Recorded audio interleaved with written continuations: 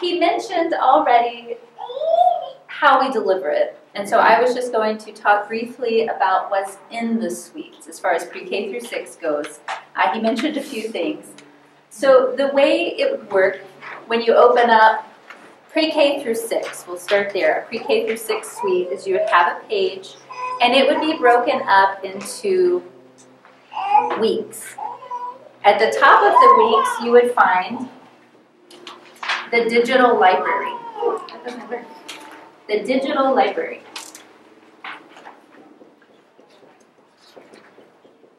And in this digital library are all of those wonderful public source resources that we found, and we have many of them set up over here on the window. So if you're wanting to actually hold one and see what it is and what's inside of it, you can do that at the end of the meeting. So this is where you're going to find digital books, the big ones. And then below the digital library, you find weeks. And there are 3 types of weeks. And there are 30 altogether. So there are 30 weeks within one cycle for Schola Rosa. And the 3 types of weeks that you have are first co-op weeks. So the program is split up into 18 co-op weeks. And within those weeks, you're going to have your curricular materials, but also your teacher materials for leading co-op. The second type of week are home weeks. We have it set up so that you do 3 weeks of co-op and then 1 week at home. 3 weeks of co-op, 1 week of home. It might not be home, though. It might be field trip. So we have co-op weeks, field trip weeks, and home weeks.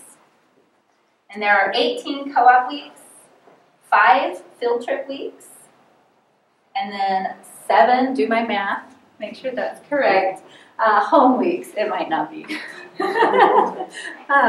Yeah, that's right. So co-op weeks, that's when you meet here, right? And you have your co-op day, and then you go home and you finish your curriculum. Field trip weeks, instead of meeting at co-op, you go on a field trip together. So it can be the same day as co-op since you're already in the groove of that, but you go on a field trip, someplace exciting, and then you go home and finish your curriculum the rest of the week. Home weeks are designed to be, for the most part, between the Feast of St. Nicholas and the Feast of the Purification.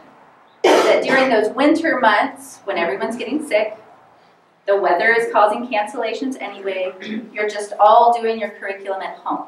And then when you come back for a co-op week, or maybe you begin with a field trip week, you're still all on the same page, ready to go. And throughout those sicknesses and everything else, you've been able to pull through. And of course, everyone's a phone call away who's involved.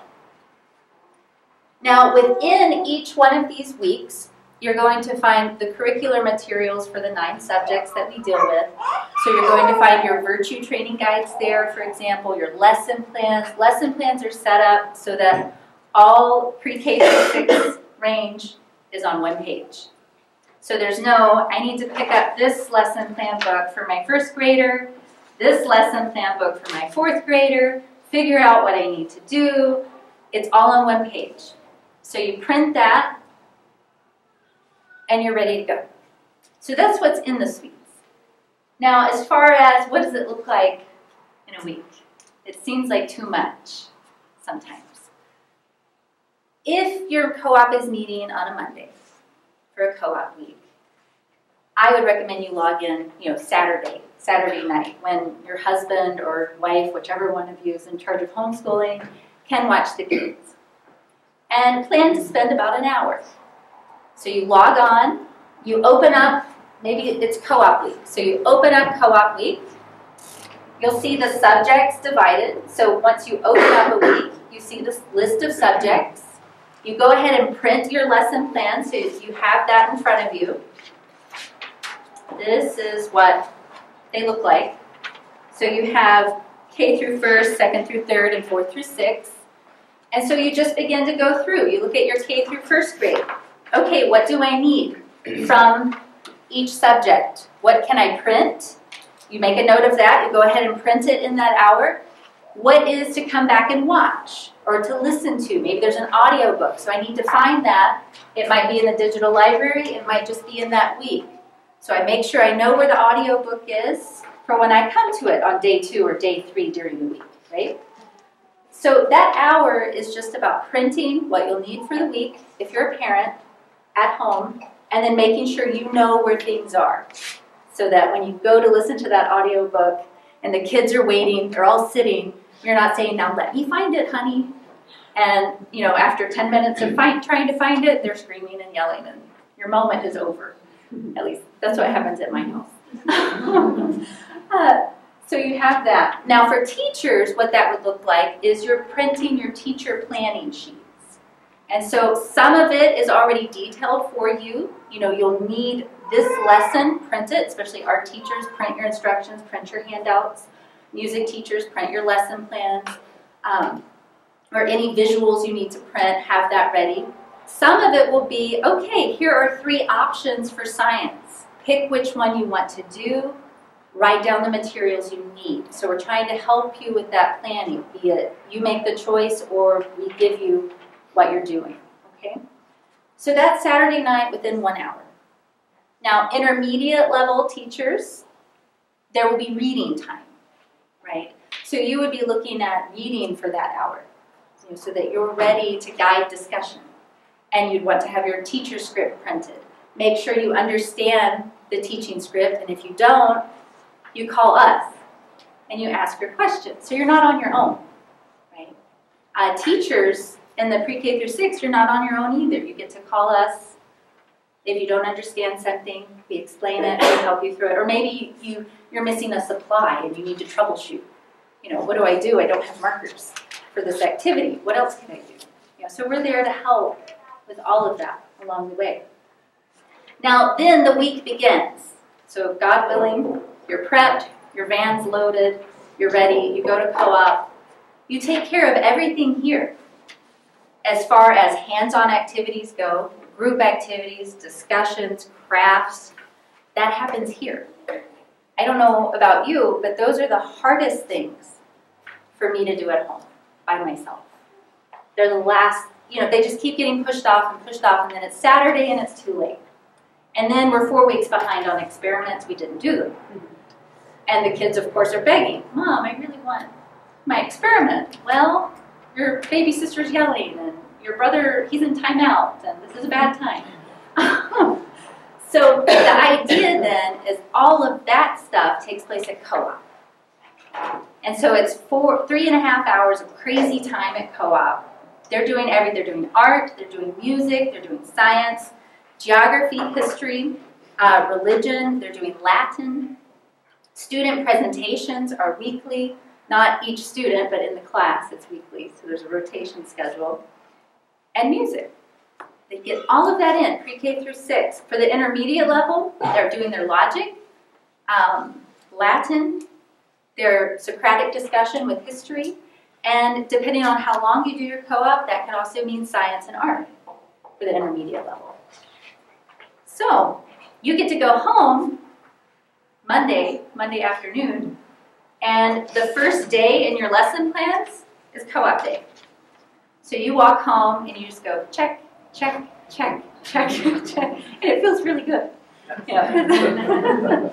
I really liked that.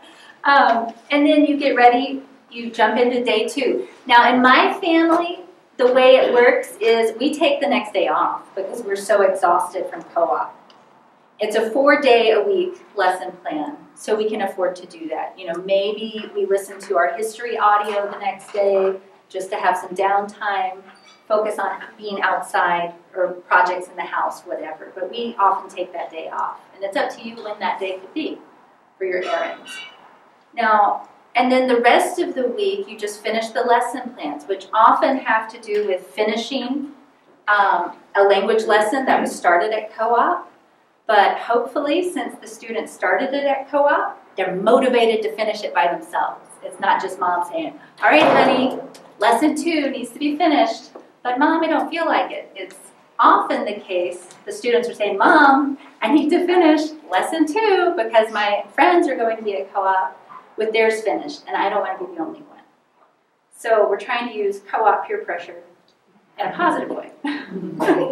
So they show up at that And because those really difficult projects are done at co-op, then at home you really are focused on reading, you know, making sure that they finish their writing, focused on math, you can do that, and any phonics that might be going on with the younger ones. And so you're there to support and to grade by the end of the week.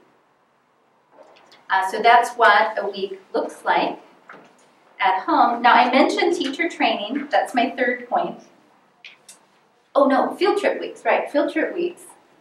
Some of these field trips we've designed to be events for you, like the first field trip for Cycle 1, which I believe is what would be going on next year. Well, I printed Cycle 3, but that's just... Oh, okay. That was... Okay. Continue. If it were Cycle 1, your first field trip would be an archaeological dig. And so this is an event that we've created. It needs to be at somebody's farm. You know, all the grades are involved in some sort of simulated dig, and it's a huge day out on the farm experiencing archaeology. So some of the field trips are like that, where we've created this event for you. Some of them are, okay, director or field trip coordinator, whichever one, go line up the zoo, you know, to learn about animal life. So that's what's to be expected for field trips. They always relate to either the history or the science you're learning that year. So it's never the case that you're going on a field trip and it's completely non-related. That's part of the integration, right? We're trying to make sure every activity is reinforcing what we're learning at home. And then home weeks, those are kind of a little bit down weeks because you're completely by yourself. You're not doing the field trip, you're not doing the co-op, so you're not expected to do art. You're not expected to do music all by yourself. There are a few things that are put to the wayside, but then you're going to have more audiobook and more reading that week of those things that are easier for either the kids to do on their own or for mom to do by herself as well. So that takes care of that. And then finally, the teacher training that I mentioned. Those are set up in an online delivery system as well, so that the directors have a training suite that they log into and watch videos, whoever's directing, and quizzes, and they meet with us to make sure they understand everything or to troubleshoot. And then teachers have that as well. There's a series of videos to watch for each subject, for each grade range, how to teach with these materials, right?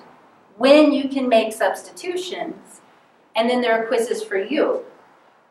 And in July, at the end of July, we have all of our teachers across the U.S. meet with us online.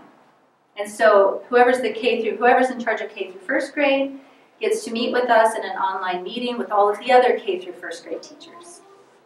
And I make sure, you know, you watch the videos, you answer the quizzes, you can ask questions and troubleshoot. You know, every co-op has their own unique situation. Some have 30 families, some have 5. You know, so there are different ways to troubleshoot. And so the teachers get together and hash that out, which is a lot of fun and very fruitful. And then connections are made, because not only is the content in a suite, but there's a forum, so that teachers and parents can ask one another questions and share resources with one another as well. So you have support, not just with your co-op, not just with us, but with other Schola Rosa co-ops.